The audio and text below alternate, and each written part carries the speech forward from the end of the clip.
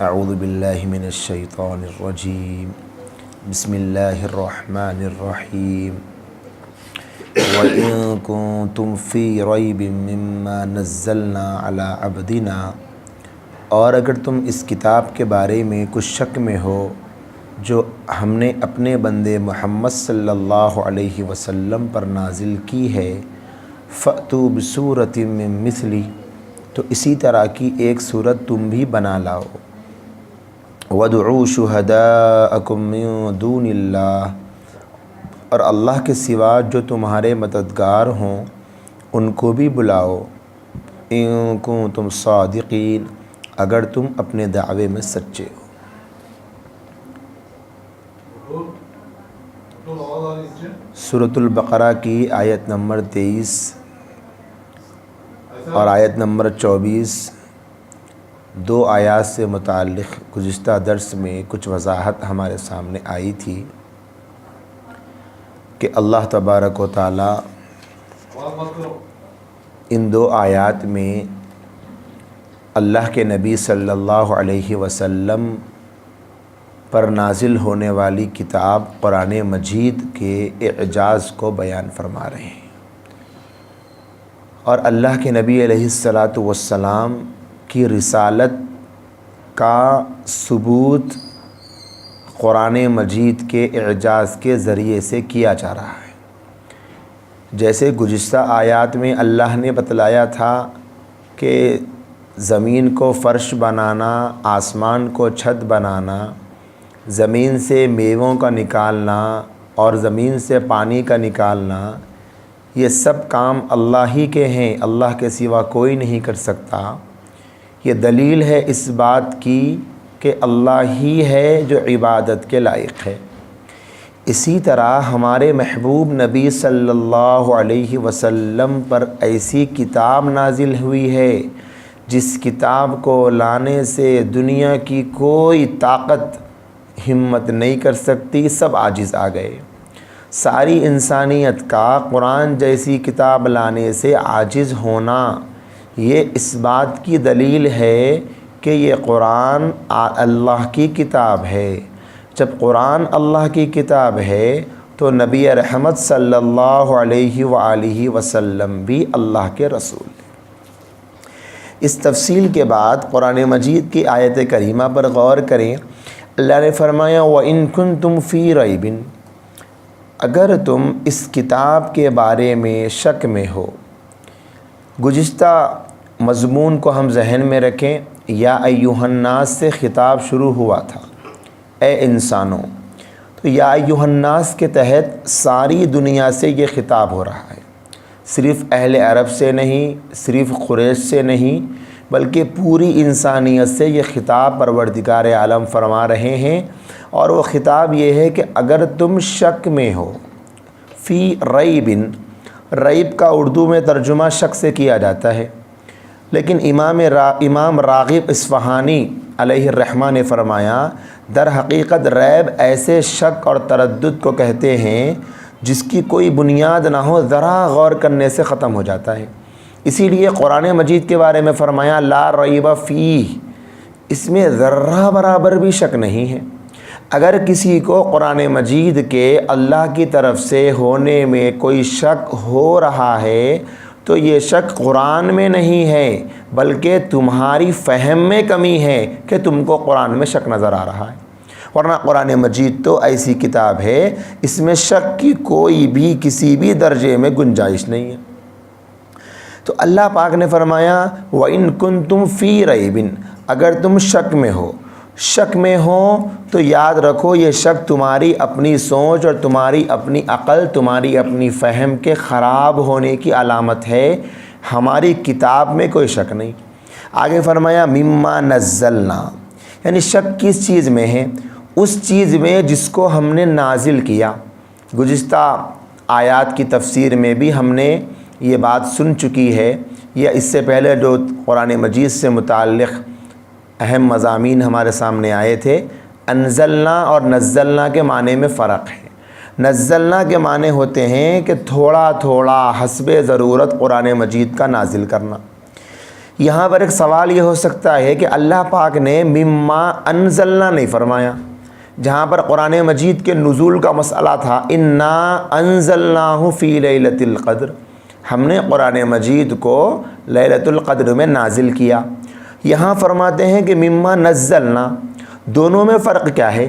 فرق یہ ہے نزلنا ارشاد فرما کر معترضین کے اعتراض کا جواب دیا جا رہا۔ جو لوگ اس قرآن مجید کے اللہ کی طرف سے ہونے پر شک کرتے تھے، ان کے شک کا ایک بہت بڑا جو سبب تھا وہ قرآن مجید کا دھیرے دھیرے نازل ہونا تھا۔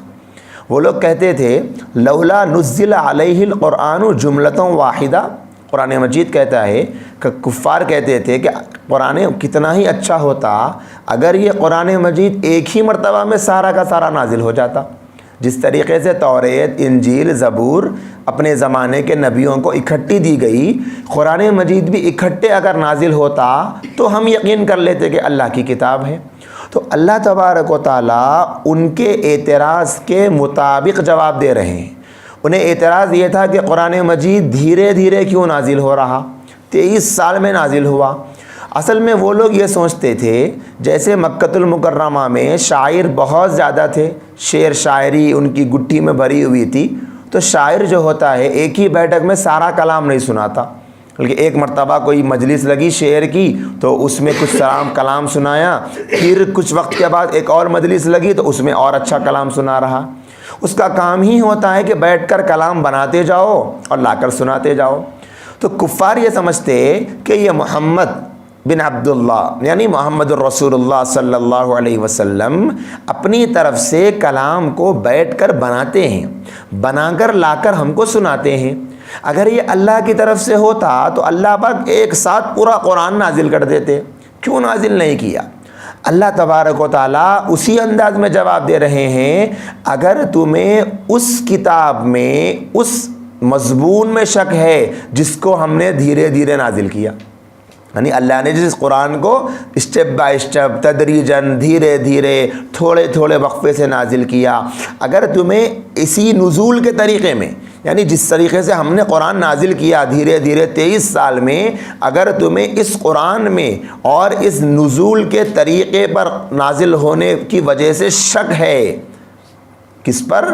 علی عبدنا، عبدنا سے مراد یہاں پر حضرت صلی اللہ علیہ وسلم کی ذات بابرکت ہے۔ اللہ فرماتے ہیں کہ اگر تمہیں شک ہو اس کتاب میں جو ہم نے ہماری طرف سے دھیرے دھیرے نازل فرمائی اپنے بندے پر، علی عبدنا، یعنی حضرت محمد صلی اللہ علیہ وسلم پر جو کتاب نازل ہوئی، اگر تمہیں اس میں شک ہو تو کیا کرو؟ آگے فرماتے ہیں یہاں پر عبدنا پر تھوڑی سی توجہ دیں کہ اللہ تبارک و تعالیٰ نے حضرت محمد صلی اللہ علیہ وآلہ وسلم کو اپنی ذات کی طرف منسوب فرمایا کہ ہمارے بندے۔ تو اب دیکھیں اللہ تبارک و تعالیٰ نے اپنی طرف اپنے محبوب کو منسوب کیا تو اس میں کیا حکمتیں ہو سکتی ہیں؟ ایک پہلی حکمت یہ ہے کہ آپ صلی اللہ علیہ وسلم کے تذکرے کی عظمت اور اہمیت کو ظاہر کیا جا رہا۔ اللہ کے نبی علیہ السلام کا مقام اور آپ کا مرتبہ اور آپ کی حیثیت اتنی بلند ہے کہ اللہ سبحانہ و تعالیٰ اپنی طرف حضرت محمد صلی اللہ علیہ وسلم کو منسوب فرما رہے ہیں، تو آپ کے مقام کا اظہار ہو رہا ہے۔ اسی طرح دوسری بات اس سے یہ سمجھ میں آ رہی کہ عبد کا مطلب بندہ، اللہ کا بندہ، اللہ کا مطیع اور فرما بردار۔ معلوم ہوا آپ صلی اللہ علیہ وسلم اللہ کے پورے مطیع اور فرما بردار تھے۔ اور تیسرا نقطہ اس سے یہ سمجھ میں آ رہا ہے کہ اللہ کے نبی علیہ السلام عبدیت میں کامل تھے۔ اللہ تعالیٰ یہاں پر جب اللہ کے نبی کی رسالت کو ثابت کرنے کا مسئلہ آ رہا ہے تو اب دلیل دے رہے ہیں، اور دلیل یہ دے رہے ہیں کہ یہ قرآن مجید جو ہم نے نازل کی ہمارے بندے پر، علی نبینا نہیں فرمایا، علی رسولنا نہیں فرمایا، علی حبیبنا نہیں فرمایا، حالانکہ یہ ساری صفتیں ہمارے محبوب کی ہے۔ عبدنا فرما کر اس طرف اشارہ کیا، ہم اس ذات بابرکت پر اپنی طرف سے قرآن کو نازل کر رہے ہیں جو ہمارے بندے ہیں۔ اسی طرح چوتھی بات اس عبدنا سے یہ سمجھ میں آتی ہے کہ اللہ کے نبی علیہ السلام کو اللہ پاک عبدنا فرما کر، ہمارا بندہ کہہ کر اس طرف اشارہ کر رہے ہیں کہ یہ محمد صلی اللہ علیہ وسلم ہمارے بندے ہیں، اللہ کے ساتھ شریک نہیں ہیں، اللہ کے وزیر نہیں ہیں، اللہ کے مشیر نہیں ہیں، اور ایسے بندے ہیں کہ بندے ہونے کے باوجود، ان پر وحی کا نزول ہونے کے باوجود، اللہ سے مقام قرب کو پانے کے باوجود یہ اپنے بندے ہونے پر ناز کرتے ہیں۔ اللہ کے نبی علیہ السلام نے کیا فرمایا کہ جب کھانا کھاؤ، خود آپ کا عمل تھا کہ جب کھانا کھاتے تھے تو ٹیک لگا کر کھانا نہیں کھاتے تھے، بلکہ ٹیکے کو چھوڑ کر کھانا کھاتے تھے، اور فرماتے تھے کہ میں اللہ کا بندہ اور غلام ہوں، میں غلاموں کی طرح کھانا پسند کرتا ہوں۔ تو یہ ایسا مقام ہے، عبد بندہ ہونا ایسا مقام ہے جس مقام پر نبی رحمت صلی اللہ علیہ وسلم خود فخر فرماتے تھے۔ اور اس سے چھٹویں بات ایک یہ سمجھ میں آ جاتی ہے کہ اللہ تبارک و تعالیٰ اپنے محبوب نبی کی حیثیت بتلا رہے ہیں کہ ہمارے نبی جو ہیں وہ ہمارے بندے ہیں، ہمارے غلام ہیں، نہ خدا کے برابر ہیں، نہ خدا کے اوتار ہیں، نہ خدا کے بیٹے ہیں، نہ خدا کے وزیر ہیں، نہ خدا کے مشیر ہیں، بس کیا ہے، اللہ کے بندے اور بس اللہ کے بندے۔ کیوں؟ اس لیے کہ وقالت الیہود عزیر ابن اللہ، کیا کیا تھا یہودیوں نے؟ حضرت عزیر علیہ السلام کو اللہ کا بیٹا بنا لیا۔ ان کے ساتھ ایک خصوصی معاملہ پیش آیا تھا تو اس معاملے کو دیکھ کر کہنے لگے کہ یہ عزیر تو اللہ کے بیٹے ہیں، ان کے ساتھ ایسا معاملہ پیش آیا۔ حضرت عیسیٰ کی پیدائش ایک انوکھے انداز میں ہوئی تو حضرت عیسیٰ علیہ السلام کے بارے میں کہنے لگے کہ عیسیٰ ابن مریم جو ہے وہ اللہ کے بیٹے۔ لیکن محمد صلی اللہ علیہ وسلم کون ہیں؟ وہ اللہ کے بیٹے نہیں، اللہ کے بندے ہیں، اللہ کے غلام ہیں، لیکن بندگی کے سب سے اونچے مقام پر ہے، بندگی کے سب سے اعلیٰ مقام پر ہے، اتنی بلندی پر ہیں کہ لکھتے لکھتے علماء کی کتابیں اور لائبریریز اور ذخیرے اور بڑی بڑی لائبریریز بھرتی چلی گئی۔ آخرکار 14 صدیوں سے لکھتے لکھتے علماء نے قلم کو یہاں لا کر روکا، بعد از خدا بزرگ توئی قصہ مختصر، اے محبوب دو جہاں آپ کی شان تو یہ ہے، اللہ کے بعد اگر کوئی بزرگ ہے تو بس آپ ہے بندے ہی، بندگی سے اونچا کوئی مقام نہیں ہے۔ اگر بندگی سے اونچا کوئی مقام ہوتا تو اللہ پاک اپنے محبوب کو وہ مقام دیتے، تو عبدنا فرمایا۔ تو یہ نکات اس سے سمجھ میں آتی ہے، اللہ کے نبی علیہ السلام کی مقام اور آپ کی بلندی، آپ کی حیثیت سمجھ میں آتی ہے۔ تو اللہ تبارک و تعالیٰ نے چیلنج کیا دیا کہ اگر تم کو شک ہو کس چیز میں جو ہم نے ہمارے بندے پر نازل کیا ہے قرآن، شک ہو تو کیا کرو، فَأْتُوا بِسُورَةٍ مِّن مِّثْلِهِ۔ تو ٹھیک ہے، اگر شک ہے تو کوئی پریشانی کی بات نہیں، تمہیں اس قرآن کے بارے میں ڈاؤٹ ہے کہ یہ قرآن محمد صلی اللہ علیہ وسلم اپنی طرف سے بنا کر لا رہے ہیں، تو تم بھی اس جیسا ایک کلام بنا کر لاؤ۔ قرآن مجید کی دوسری آیات میں اللہ نے فرمایا قُلْ فَأْتُوا بِكِتَابٍ مِّنْ عِنْدِ اللَّهِ هُوَ أَهْدَىٰ مِنْهُمَا أَتَّبِعْهُ إِن كُنتُمْ صَادِقِينَ۔ اگر تم سچے ہو تو ایک کتاب قرآن کی طرح کتاب لکھ کر لاؤ۔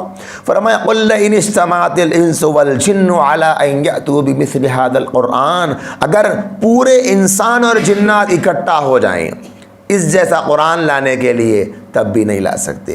فرمایا ام یقولون افترا قل فأتوا بعشر سور مثلہ مفتریات وادعوا من استطعتم من دون اللہ ان کنتم صادقین، اگر تم سچے ہو اپنے اس دعوے میں کہ یہ قرآن جھوٹا ہے، یہ قرآن بندوں کی کتاب ہے، تو کیا کرو 10 صورتیں بنا کر لاؤ۔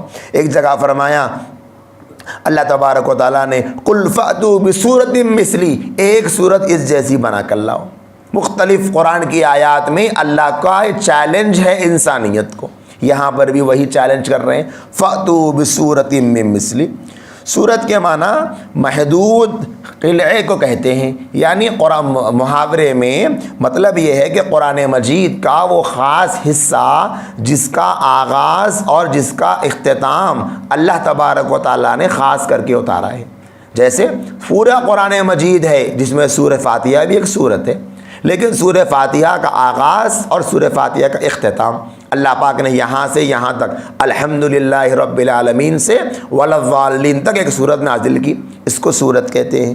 پورے قرآن مجید میں 114 صورتیں تو اللہ تعالیٰ فرماتے ہیں پورے قرآن میں اتنی صورتیں ہیں، ان تمام صورتوں میں سے کوئی ایک صورت بنا کے لاؤ۔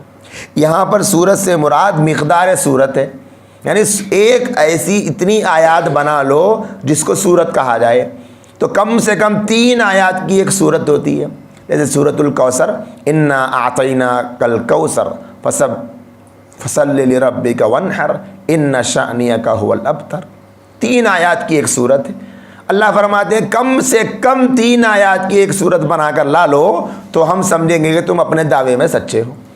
دعویٰ کیا تھا کہ یہ کتاب انسان کی لکھی ہوئی، اللہ کی لکھی ہوئی نہیں ہے۔ ہاں بھائی، اگر انسان کی لکھی ہوئی ہے تو تم بھی لکھ کے لا لو، تم نہیں لکھ سکتے۔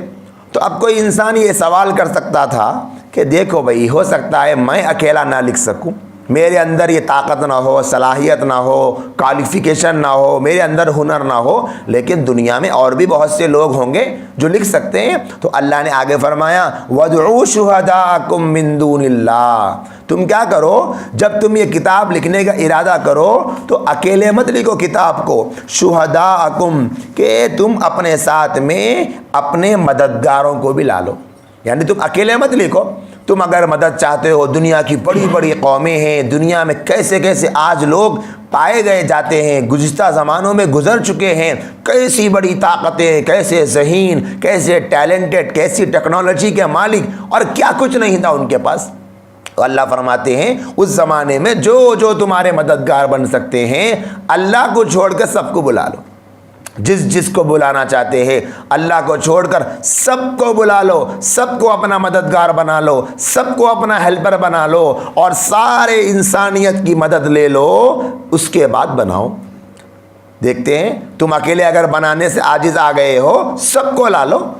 بولنے میں بڑا چھوٹا سا جملہ ہے، سب کو لا لو، لیکن عرب کے اگر معاشرے پر غور کریں گے تو وہ لوگ ایسے تھے، پیدائشی طور پر تو پڑھے لکھے نہیں تھے، نہ ان کے یہاں مدرسہ تھا، نہ ان کے یہاں تعلیم گاہ تھی، نہ کالج تھا، نہ یونیورسٹی تھی، کچھ نہیں تھا، نہ ان کے یہاں پڑھنے پڑھانے کا مزاج تھا، لیکن فطری طور پر اللہ نے ان کو زبان دی، وہ ایسے اشعار بولتے تھے، فصاحت اور بلاغت ان کی گٹی میں بری تھی۔ وہ اپنے ان کی چھوٹی چھوٹی بچیاں، ان کے گھروں کی کم عمر چھوکریاں ایسی ہوتی تھی کہ وہ ایسے ایسے اشعار کہہ دیتی تھی کہ بڑی بڑی عمر کے لوگ بھی دیکھ کر دنگ رہ جاتے تھے۔ اور ان کے کھیلنے کے مشغلے، ان کی گفتگویں، ان کی بیٹھکیں، ان کے کھیل کیا ہوتے تھے، وہ اپنے آبا و اجداد کے ناموں کو پڑھ کر سناتی تھی، کارنامے پڑھ کر سناتی تھی۔ انہیں اپنے زمانوں کی 10 20 50 گھوڑوں کے نام یاد ہوتے تھے، گھوڑوں کی نسلیں یاد ہوتی تھی، ان کو جانوروں کی نسلیں یاد ہوتی تھی، اپنے ماں باپ کی، اپنے بڑوں کی، اپنے خاندان کی، اپنے پرکوں کی، اپنے آبا و اجداد کی نسلیں وہ سنایا کرتے تھے۔ ایسا ان کا ٹیلنٹ اور حافظہ تھا۔ ان لوگوں کو یہ کہا جا رہا ہے، ایسا نہیں ہے کہ ان پڑھوں کو، بے پڑھے لکھے کو، جن کے پاس کوئی صلاحیت نہ ہو، اگرچہ باضابطہ وہ لوگ کسی مدرسے میں نہیں پڑھے، لیکن یہ صلاحیت اللہ نے قدرتی طور پہ ان کے پاس دی تھی۔ ایسے لوگوں کو کہا جا رہا کہ تم لوگ ایسا کلام بنا کر لاؤ۔ اکیلے نہیں لا سکتے، عرب کو، عرب کے سارے قبیلوں کو، پھر عجم کو، عجم کے سارے علاقوں کو، مشرق کو، مغرب کو، شمال کو، جنوب کو، ساری انسانیت کو جمع کر لو، تب بھی تم لوگ نہیں بنا سکتے۔ اللہ نے فرمایا شہداء، تم اپنے گواہ، اپنے مددگاروں کو لا لو۔ ایک معنی شہداء کا گواہ ہے اور ایک معنی شہداء کا مددگار ہے۔ مددگار سے مراد سب کو مدد کے لیے بلا لو، بھائی ہیلپ کے لیے بلا لو۔ جیسے اب دنیا میں اگر کوئی حادثہ پیش آ جائے کہ پوری دنیا مل کر اگر کوئی ایک ہی کام کرے کہ بھائی فلاں علاقے میں، فلاں ملک میں کسی چیز کی ضرورت ہے، دنیا کا ہر ملک کا ہر علاقہ، ہر علاقے کا ہر شہر کی ہر بستی کا ہر گھر کا ہر فرد، اور ہر فرد میں مرد و عورت سارے لوگ مل جائے ایک ہی کام کے لیے، سب لوگ، سب لوگوں سے کہا جائے کہ آپ ایک ہی کام کرو، تو کیا ہوگا؟ کیسی طاقت جمع ہو جائے گی، کیسی قوت جمع ہو جائے گی، کیسے کیسے لوگ ہوں گے جو ایڑی چوٹی کا زور لگا کر اپنے مقصد کو پالیں گے۔ تو اللہ ایسا چیلنج دے رہے ہیں، بلا لو سب کو، کس کس کو بلا سکتے ہو بلا لو، کیسی کیسی طاقتوں کا استعمال کر سکتے ہو کر لو۔ اور غور کرو یہاں پر قرآن میں اللہ نے فرمایا من دون اللہ، اللہ کو چھوڑ کر سب کو بلا لو، اللہ کو چھوڑ دو بس سب کو بلا لو، کیونکہ اللہ کو اگر بلاؤ گے تو اللہ ہی تو ایسا کلام بنایا ہے، اللہ ہی کا تو کلام ہے، اللہ کو چھوڑ کر سب کو بلا لو۔ تاریخ گواہ ہے 1440 سال تو اب اسلام کی تاریخ کے ہو چکے ہیں، اور نزول قرآن کو تو اور زمانہ گزرا، نبی علیہ السلام کے 40 سالہ عمر کے دور میں نزول قرآن کا آغاز ہوا، تقریباً 1500 سال قرآن مجید کو نازل ہو کر ہو چکے ہیں، لیکن آج تک کسی ماں نے ایسا لال نہیں جنا جس نے قرآن مجید کا ایک حرف بھی بنایا ہو، کسی نے ایسا جنا ہی نہیں۔ کتنے لوگ تھے جنہوں نے قرآن مجید کو مٹانے کے لیے کیسی کیسی کوششیں کی، لیکن یہ قرآن نبی کی زبان سے تو آ رہا ہے، سنے آ رہا ہے، لیکن اتر رہا ہے اللہ کے پاس سے، یہ اللہ کا کلام ہے۔ قرآن کا سچا ہونا دلیل ہے نبی کے سچے ہونے کی، کیونکہ قرآن مجید ایسی بڑی دلیل ہے جس سے بڑی کوئی دلیل نہیں۔ بعض علماء نے نبی کریم صلی اللہ علیہ وسلم کے 2 معجزوں کا تذکرہ کیا ہے۔ حضرت ابو سعید خدری رضی اللہ تعالی عنہ نے نبی علیہ السلام سے ایک مرتبہ سوال کیا، یا رسول اللہ کہ جمرات کے موقع پر لوگ جاتے ہیں کنکریاں مارتے ہیں، تو روزانہ 7 کنکری ایک شخص مارتا ہے، لیکن یا رسول اللہ اتنے لوگ وہاں جاتے ہیں، اتنی کنکریاں مارتے ہیں، لیکن کنکریاں نظر ہی نہیں آتی، کہاں چلی جاتی ہے؟ تو اللہ کے نبی علیہ السلام نے فرمایا اللہ تبارک و تعالیٰ جس کا حج قبول کر لیتا ہے وہ کنکریاں وہاں سے فرشتے اٹھا لیتے ہیں، اور جس کا قبول نہیں ہوتا کنکریاں وہیں پڑی رہ جاتی ہیں۔ اب ذرا غور کریں، ایک سال میں لاکھوں لوگ حج کرتے ہیں، تو دوسرا سال جب آئے گا اگر ساری کی ساری کنکریاں وہی رہ جائے تو کیا ہوگا؟ تیسرے سال، چوتھے سال ایک وقت آئے گا کہ سارے جمرات کے اطراف میں کنکریوں کا پہاڑ بن جائے گا، کنکریوں کے سائے میں جمرات چھپ جائے گا۔ علماء نے لکھا کہ نبی کے 2 معجزے ایسے ہیں جو قیامت تک رہیں گے، یعنی بہت سے معجزات ہیں، 2 بڑے معجزے ایسے ہیں جن کا مشاہدہ انسانیت قیامت تک اپنے سر کی آنکھوں سے کرے گی۔ ایک پہلا معجزہ جمرات کی کنکریوں کا ہے، ہر سال مشاہدہ کرتا ہے انسان کہ کبھی 25 لاکھ 30 لاکھ 40 لاکھ لوگوں نے کنکریاں ماری، پھر ایک ایک نے 7 کنکریاں ماری، اور بعض تو ایسے ہوتے ہیں کہ کنکری مارتے ہیں سمجھتے ہیں کہ لگی نہیں، پھر مارتے ہیں، سمجھتے ہیں کہ لگی نہیں پھر مارتے ہیں، اب ان کے ذہن میں یہ بیٹھا ہوتا ہے کہ 7 اسی جگہ لگنا چاہا ہم مارنا چاہتے ہیں۔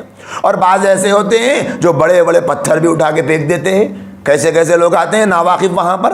لیکن دیکھیں اب کچھ سال سے کنکری اٹھانے کا باضابطہ نظام ہو رہا ہے، ورنہ 14 صدیوں تک تو انسانیت نے اپنی آنکھوں سے دیکھا کہ وہاں کی کنکریاں نظر ہی نہیں آتی، چلی جاتی۔ اور اب بھی جو نظام ہے ایسا نہیں ہے کہ سارا کا سارا اللہ کے نبی کا معجزہ قیامت تک ہے کہ لوگ دیکھیں گے کہ کتنی کنکریاں تو لوگوں کے مارنے کے بعد غائب ہو جاتی ہے۔ ایک معجزہ تو یہ ہے جمرات کی کنکریوں کا، اور دوسرا معجزہ ہے قرآن کا جو قیامت تک رہنے والا ہے۔ دنیا کی کوئی طاقت قرآن مجید کا مقابلہ نہیں کر سکتی۔ اسی لیے اللہ نے فرمایا ان کنتم صادقین، اگر تم اپنے گمان میں سچے ہو۔ کیا گمان ہے؟ کہ یہ قرآن انسانی دماغ کی پیداوار ہے، یہ خدا کا کلام نہیں ہے، تو اللہ نے اپنے دعوے پر ایسی دلیل دی۔ اللہ کا دعویٰ یہ ہے کہ یہ اللہ کا کلام ہے، انسانوں کا دعویٰ یہ ہے کہ یہ مخلوق کا کلام ہے، انسان کا کلام ہے۔ اللہ نے دعوے پر دلیل ایسی پیاری دی، ٹھیک ہے اگر تم کہتے ہو کہ اللہ کا کلام نہیں تو اس جیسا بنا کے لا لو، بات ختم ہو گئی، تم بنا کے لا لو، پھر اس کے بعد اس کو انسان کا کلام ڈکلیئر کر دیں گے۔ 14 صدیاں گزر گئی میرے دوستوں، لیکن آج تک کسی نے قرآن مجید کی طرح بنا کر لایا نہیں، نہ قیامت تک لا سکتا ہے۔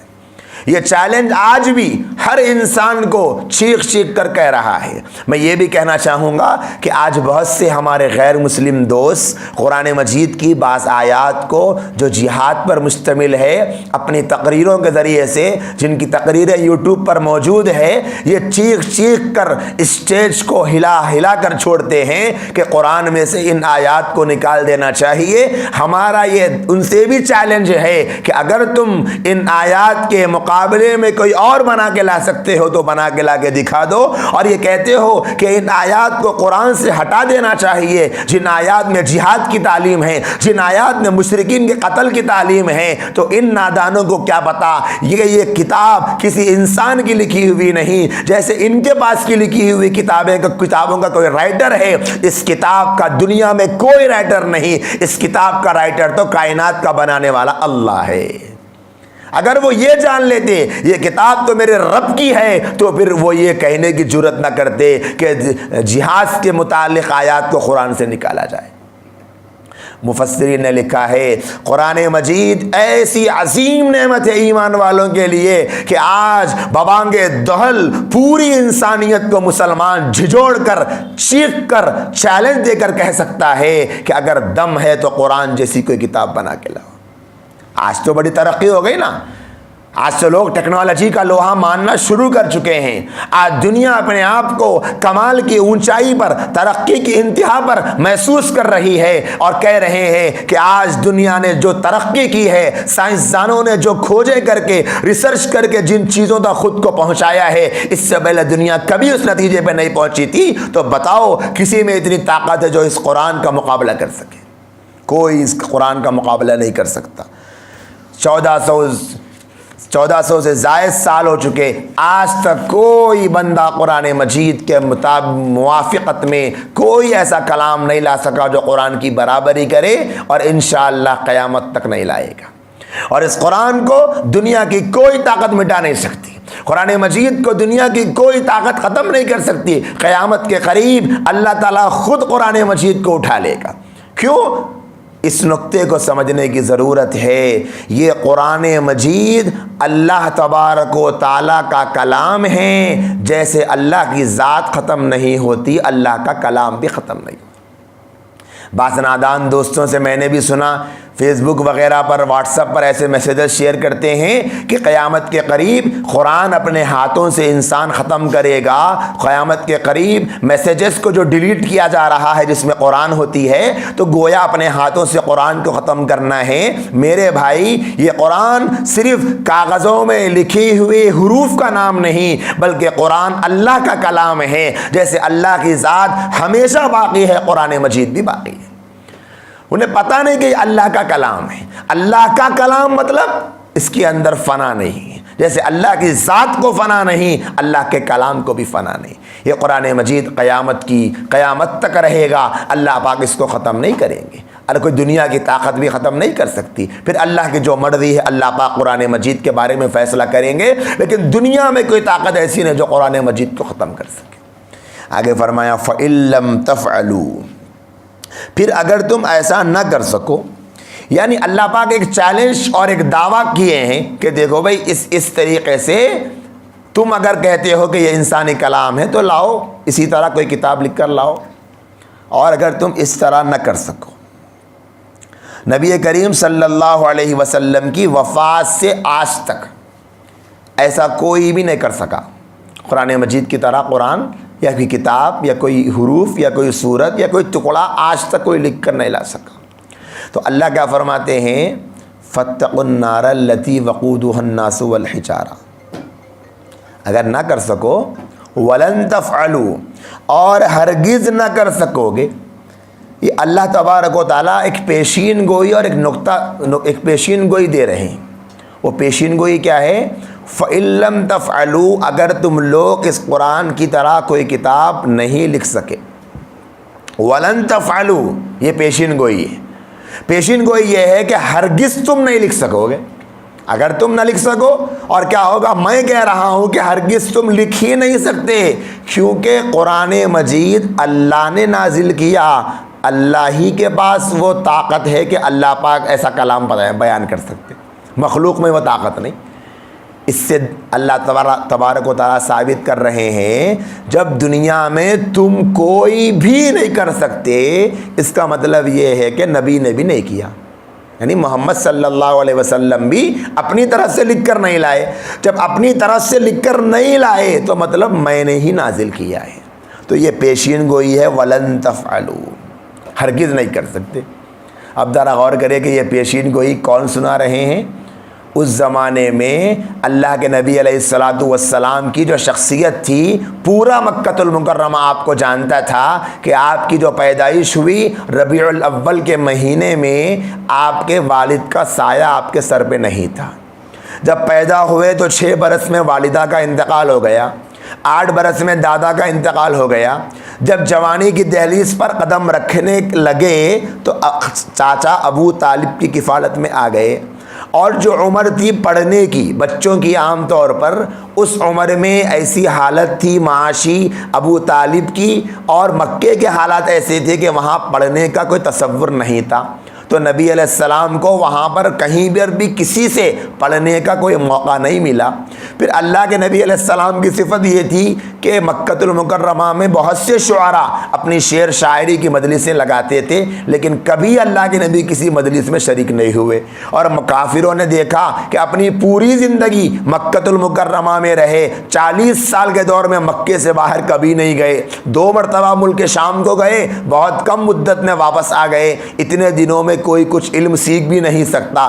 جب 40 سال کی عمر کو پہنچے تو اس زمانے میں پورے عرب ایسا تھا جو پڑھا لکھا نہیں تھا، صرف اللہ کے نبی نہیں، عرب ہی ایسا تھا کہ وہ پڑھا لکھا نہیں تھا، لیکن ان میں بھی جن کو بہت سے لوگوں کو فطری طور پہ شعر شاعری فصاحت و بلاغت آتی تھی، نبی نے کبھی اپنی زبان سے فصاحت و بلاغت کی، شعر کی کوئی بات نہیں کی، نہ کسی مجلس میں شریک ہوئے، نہ کہیں سفر کیا، نہ آپ ایسے تھے لوگ سمجھ سکتے ہوں کہ آپ کچھ پڑھتے لکھتے ہوں۔ 40 سال کے بعد اچانک آپ نے زبان کھولی اور کلام پڑھنا شروع کیا، تو ایسا کلام جو پورے عرب کی طاقت سے باہر ہے، تو سب لوگوں کو کتنا تکلیف ہونے کا موقع ہے کہ بھائی ایسے شخص محمد جن کو پورا مکہ امین کہتا ہے، پورا مکہ صادق کہتا ہے، ایسے محمد جو جھوٹ نہیں کہہ سکتے، کل تک تو ہم نے ان سے ایک شعر نہیں سنا تھا، ان کی زبان سے کوئی فصیح گفتگو نہیں سنی تھی، آج یہ ایسا کلام پڑھ رہے ہیں کہ بڑے بڑے عرب کے باشندوں کو چیلنج کر رہے ہیں کہ لاؤ اس جیسا کلام اگر تمہارے پاس دم ہو۔ تو ذرا تصور کریں کتنا ان کے لیے پریشانی اور کتنی تکلیف کا باعث ہوگا، اور اس زمانے کے کافروں کو کیسا جوش آیا ہوگا، اور آج کے بریلینٹ اور ٹیلنٹڈ اور ایجوکیٹڈ کافروں کو کیسا جوش آ رہا ہوگا۔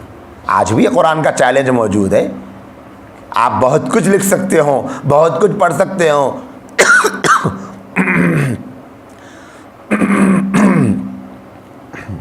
اور چاہے تو بہت کچھ بیان کر سکتے ہوں، لیکن قرآن مجید لانے سے عاجز ہے۔ تو اللہ فرماتے ہیں وَلَن تَفْعَلُوا، تم کہہ بھی نہیں، تم بنا بھی نہیں سکتے، تم اس طرح کر بھی نہیں سکتے۔ تو اللہ پاک نے ایک وارننگ دے دی کہ دیکھو، سمجھا دیا، اصل بات تو یہ ہے کہ اس کلام کو میرا کلام مان لو اور میرے نبی کو سچا نبی مان لو۔ اگر یہ کہتے ہو تمہاری ریزن یہ ہے ایمان نہ لانے کا کہ یہ جو محمد ہے یہ کتاب اپنی طرف سے لکھے ہیں، یہ اللہ کا کلام نہیں ہے، تو کیا کرو تم بھی ایسا کلام بنا کر لاؤ۔ اگر نہیں بنا کے لا سکتے تو ایک کام کرو، اب محمد صلی اللہ علیہ وسلم کو نبی مان لو۔ اگر پھر بھی تم باز نہیں آتے تو پھر فاتقوا النار التی، تو پھر اس آگ سے ڈرو جس کا ایندھن انسان ہوں گے۔ کیوں؟ کیونکہ جب تم یہ سب نہیں کرو گے تو تمہارا انجام جہنم۔ فاتقوا النار التی، تو اس آگ سے بچو جس کا ایندھن وقودها الناس والحجارہ، آدمی اور پتھر ہے۔ یہ دنیا کی نہیں، دوزخ کی آگ ہے، اور دنیا کی آگ کے دوزخ کی آگ بعض حدیثوں کے مطابق 70 گنا زیادہ ہے۔ دنیا کی آگ کی تپش، دنیا کی آگ کی تیزی، دنیا کی آگ کی حرارت، دنیا کی آگ میں جو جلن ہوگی اس کو 70 گنا بڑھا کر دیکھے تو کیا حال ہوگا۔ آج آگ لگتی ہے، کوئی انسان غفلت سے آگ میں جل جاتا ہے، تو بیچارہ اگر 5 سے 10 منٹ کوئی اس کو بچا نہیں سکتا تو ایسا جل کر جھلس کر ختم ہو جاتا ہے کہ بڑے سے بڑے ڈاکٹر بھی سوائے عاجزی کے اور کچھ نہیں کہہ سکتا کہ آپ نے 10 منٹ دیر کر دی، پورا جسم جل چکا ہے، اب ہم نہیں بچا سکتے۔ ذرا غور کریں کہ اسی آگ کا ٹیمپریچر 70 گنا بڑھا دیا جائے تو کیا حال ہوگا۔ یہ جہنم کی آگ ہے۔ اللہ فرماتے ہیں فاتقوا، بچو اس آگ سے۔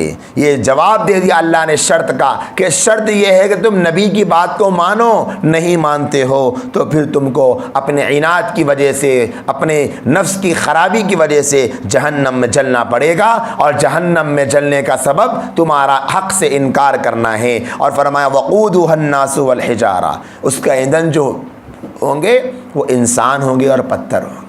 دنیا میں ہم آگ جلاتے ہیں، دنیا کی آگ اب تو ترقی ہو کر گیس سے آگ لگائی جا رہی ہے، ورنہ ابھی بھی بہت سی جگہوں پر ہوتا ہے لکڑی سے آگ لگائی جاتی ہے، یا پھر کوئلہ استعمال کیا جاتا ہے، یا کاغذ استعمال کیا جاتا ہے، اور بھی ہر علاقے میں مختلف چیزیں آگ کو بھڑکانے کے لیے۔ اللہ فرماتے ہیں یہ دنیا کی آگ کا حال ہوگا، جہنم کی آگ کا حال یہ ہوگا کہ جہنم کی آگ کو بھڑکانے کے لیے انسانوں کو استعمال کیا جائے گا، یعنی انسان رکھے جائیں گے اور پتھر رکھے جائیں گے۔ تو ذرا غور کریں، جب انسان رکھے جائیں گے آگ کو بھڑکانے کے لیے تو وہ آگ کتنی تیز ہوگی۔ عام طور پر ہم جو آگ چھوٹی آگ کی اگر ضرورت پڑتی ہے تو انسان 1-2 لکڑیاں لگاتا ہے، کیوں بھائی آگ تھوڑی چاہیے، اور اگر آگ زائد ہو، پکوان زیادہ کرنا ہو مثال کے طور پر، تو زیادہ لکڑیاں ڈالی جاتی ہے تاکہ آگ بڑی ہو اور گرمی جلدی ہو۔ ذرا غور کرے، اللہ پتھروں کو ایندھن بنائے گا تو آگ میں حرارت کتنی ہوگی۔ اصل تو جہنم کی جو غذا ہے وہ خود اہل کفر اور شرک ہوں گے، انہی کو جہنم میں ڈالا جائے گا، سزا انہی کو ملے گی۔ بعض مفسرین نے لکھا ہے کہ ان کی سزا کی ایک شکل یہ ہوگی کہ ان کے بتوں کو، ان کے معبودوں کو ان کے پہلوؤں میں رکھ دیا جائے گا۔ کیوں؟ تاکہ ان کے بتوں کی عاجزی کا اظہار ہو۔ جیسے وہ دنیا میں کہتے تھے کہ ہماری مدد کرتے ہیں، تو اب جب بازو بت کھڑے بیٹھے ہوں گے تو یہ کہیں گے کہ میری ہیلپ کرو، مدد کرو، تو وہ دیکھیں گے یہ کچھ نہیں کر سکتا۔ تو اللہ تبارک و تعالیٰ نے مشرکینوں اور کافرین کے لیے یہ اعلان کیا اعدت للکافرین، اور جو جہنم ہے وہ کافروں کے لیے تیار کی گئی ہے، یعنی جہنم اصل میں کافروں ہی کے لیے تیار کی گئی ہے۔ یہیں سے اہل سنت والجماعت نے اس عقیدے کو بیان کیا ہے، مسئلہ استنباط کیا ہے کہ جہنم کی اصل جو پیدائش ہے اور بناوٹ ہے وہ کافروں کے لیے ہے۔ اصل جہنم کو اللہ نے کافروں کے لیے بنایا ہے، اور جنت کو ایمان والوں کے لیے بنایا ہے، لیکن ایمان والے بھی اپنے گناہوں اور اپنے خطاؤں کے سبب تھوڑی دیر کے لیے جہنم میں رکھے جائیں گے، پھر جنت میں لائے جائیں گے۔ اب مسئلہ یہی ہے کہ جہنم میں تھوڑی دیر کا رہنا ہی بڑا مشقت بھرا ہے۔ نبی رحمت صلی اللہ علیہ وسلم نے فرمایا تاکہ امت مسلمہ اس دھوکے میں نہ رہے کہ تھوڑی دیر جہنم میں رہنا ہے پھر ہمیشہ کی جنت ہے، لہذا جو چاہے کرو، کچھ بھی کر سکتے ہیں، تھوڑی دیر کی تو بات ہے۔ تو نبی نے فرمایا تھوڑی دیر کیسی ہوگی؟ اللہ کے رسول علیہ السلام کا ارشاد گرامی دلوں کو نرم کرنے کے لیے اور جسم پر رونگٹے کھڑے کرنے کے لیے کافی ہے کہ جہنمی کی سب سے ہلکی سزا یہ ہوگی کہ اس کے پیروں میں آگ کے جوتے پہنائے جائیں گے، اور وہ جوتوں کی تپش اور اس کی حرارت سے انسان کی کھوپڑی ایسے پکے گی جیسے ہنڈیاں میں شوربہ پکتا ہے۔ پھر یہ بھی بتایا نبی علیہ السلام نے کہ وہ جہنمی اپنی اس سزا کو جہنم کی سب سے بڑی سزا سمجھے گا کہ جہنم میں سب سے بڑی سزا میں تو میں ہوں کہ میری کھوپڑی پک رہی ہے پیروں میں آگ کے جوتی پہنانے کی وجہ سے۔ اور نبی علیہ السلام فرماتے ہیں وہ یہ سمجھے گا، لیکن جہنمیوں میں سب سے ہلکی سزا اس کو دی جائے۔ تو اب سوچیں بڑی بڑی سزاؤں کا حال کیا ہوگا۔ بعض اعمال کے بارے میں لکھا ہے نماز نہ پڑھنے پر، غیبت کرنے پر، چغلی کرنے پر، مختلف اعمال پردہ نہ کرنے پر، کہ جیسے پردہ نہ کرنے پر عورتوں کے بالوں کے بل ان کو جہنم میں لٹکایا جائے گا۔ جیسے آج دنیا میں دیکھ لیں، خواتین جانتی ہیں کہ جب گھر میں کام کاج کر رہے ہوں تو اچانک ہاتھ میں جو سر کا جو بال ہے، گود میں چھوٹے سے بچے کو لیا ہے کام کرتے کرتے، اور وہ کھیلتے کھیلتے اگر سر کے بالوں کو اچانک ایک آدھ انگلی میں بال آ جائے اور وہ جھٹکے سے کھینچ دے تو خواتین کی چیخیں نکل جاتی. کیوں؟ اس لیے کہ غیر محسوس طریقے پر اچانک بال کھینچ دیا گیا جڑ سے. ایک بال کے کھینچے جانے پر امی اور ابا کرنے والی عورتیں، نبی علیہ السلام فرماتے ہیں میں نے جہنم میں دیکھا عورتوں کی بہت کثرت ہے، بڑی کثرت ہے.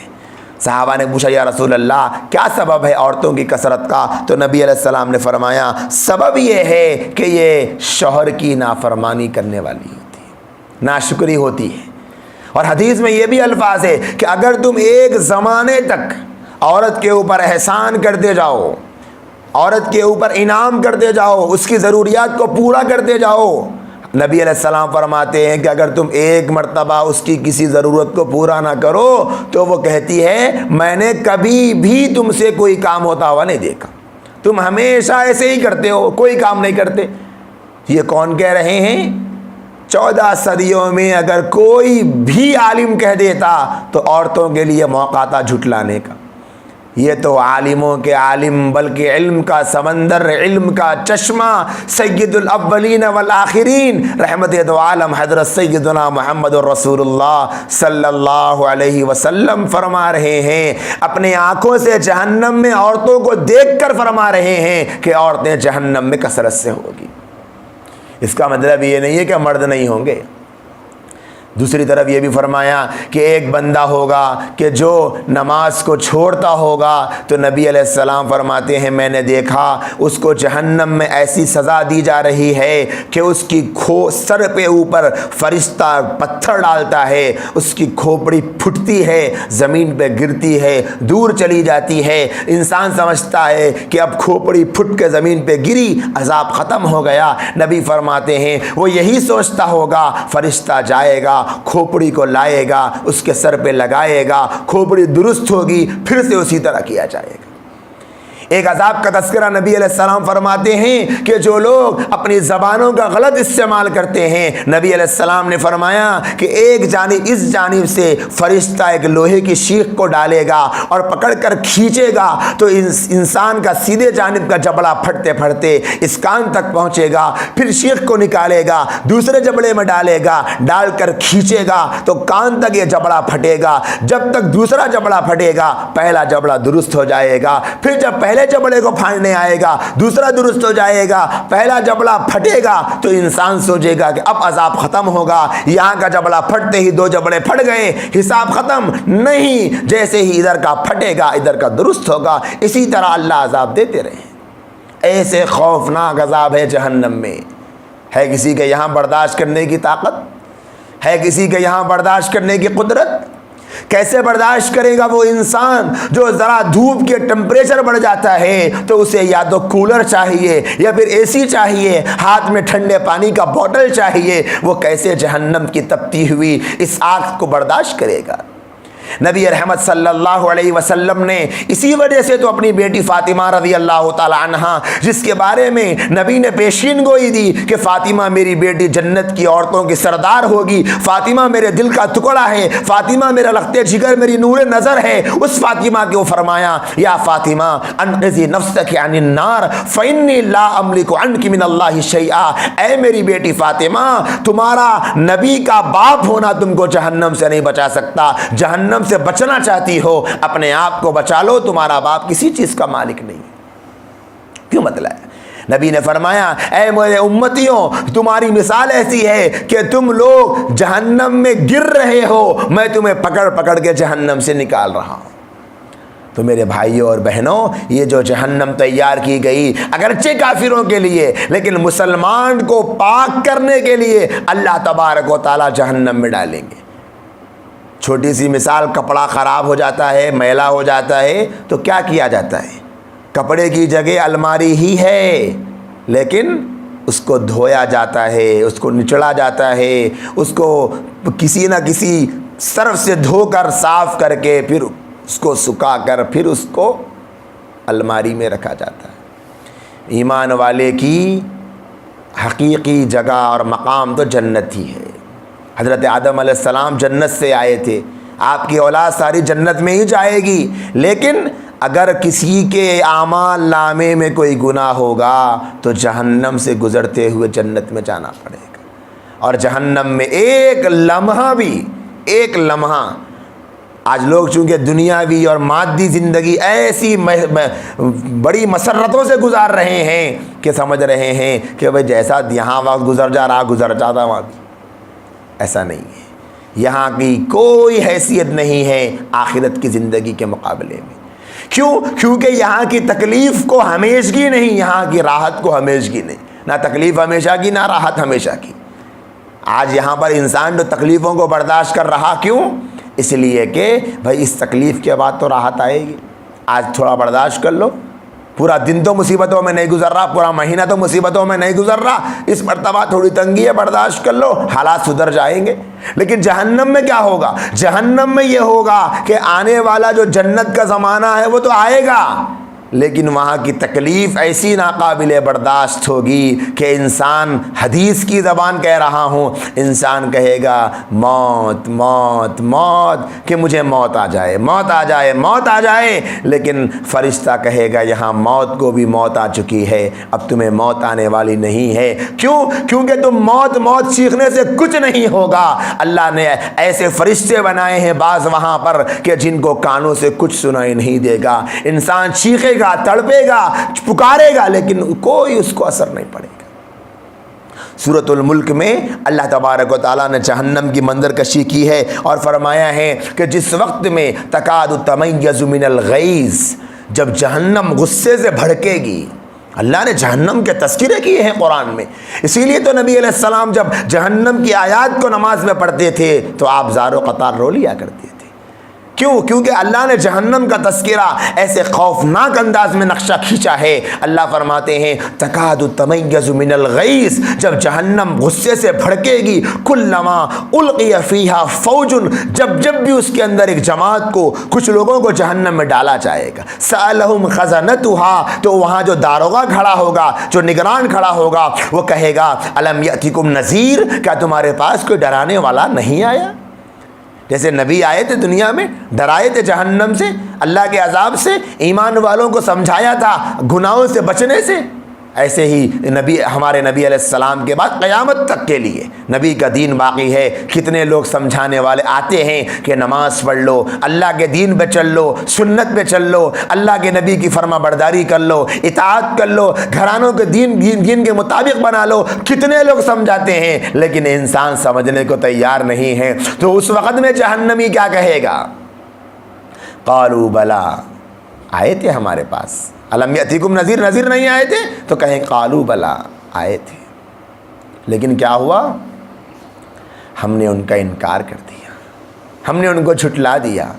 ہمارے پاس بھی ڈرانے والے آئے تھے، لیکن ہم نے کہا تھا کہ نہیں، اللہ نے کسی کو نہیں بھیجایا ہے، تم سب جھوٹ کہتے ہو۔ جیسے آج کا بھی انسان کہتا ہے کہ یہ مولوی شولویوں کی باتوں میں مت آؤ، یہ تو بس ہمیں دنیا سے دور کرنا چاہتے ہیں۔ وہاں پر احساس ہوگا یہاں اللہ کے سے جوڑنے والے، اللہ کے دین کا درد دلوں میں رکھ کر بے چینی اور بے قراریوں میں اپنی محبوب کی امت کی ٹھوڑیوں کو ہاتھ لگانے والوں کو جھٹلانے کا انجام کیا ہوگا۔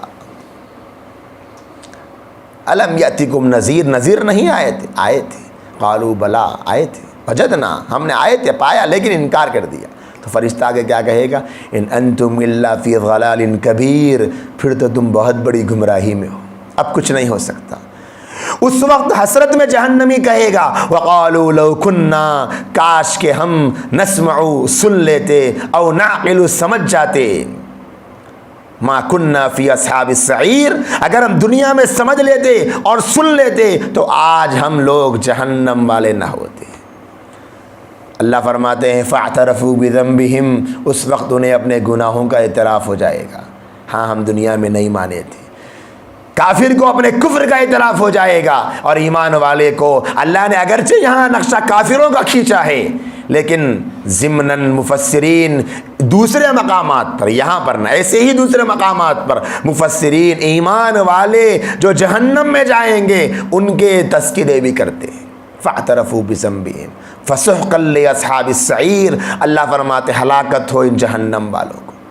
میرے بھائیوں اور دوستوں، یہ اللہ نے تذکرہ کیا جہنم کا، اور یہیں سے ایک نقطہ مفسرین نے لکھا ہے، اللہ نے فرمایا اعدت للکافرین، کہ جہنم کافروں کے لیے تیار کر دی گئی ہے۔ معلوم ہوا کہ جہنم ابھی ہے، بن چکی ہے جہنم، جہنم بنی ہوئی ہے، ایسا نہیں کہ جہنم کو اللہ بنائیں گے، جہنم بن چکی ہے، اسی لیے تو اللہ فرماتے اعدت، تیار کر دی گئی ہے جہنمیوں کے لیے۔ اس سے جواب دے دیا جائے ان لوگوں کو جنہیں جنت اور جہنم کا انکار ہے۔ لوگ ہیں نا کتنے دنیا میں کہتے ہیں کہ جنت جہنم کوئی چیز نہیں ہے، دنیا میں موج کرو، مستی کرو، انجوائے کرو۔ قرآن بتا رہا ہے کہ جہنم تیار کی جا چکی ہے۔ یہ دو آیات ہیں جس میں اللہ تبارک و تعالیٰ نے اللہ کے نبی علیہ السلام کی رسالت کو بڑے ہی اچھے انداز میں اور بڑے ہی پیارے اور نرالے انداز میں قرآن مجید کی حقانیت کو ثابت کرتے ہوئے پیش فرمایا ہے۔ اللہ تبارک و تعالیٰ سے دعا ہے اللہ ہم تمام کو توفیق عمل نصیب فرمائے۔ وآخر دعوانا ان الحمد للہ رب العالمین۔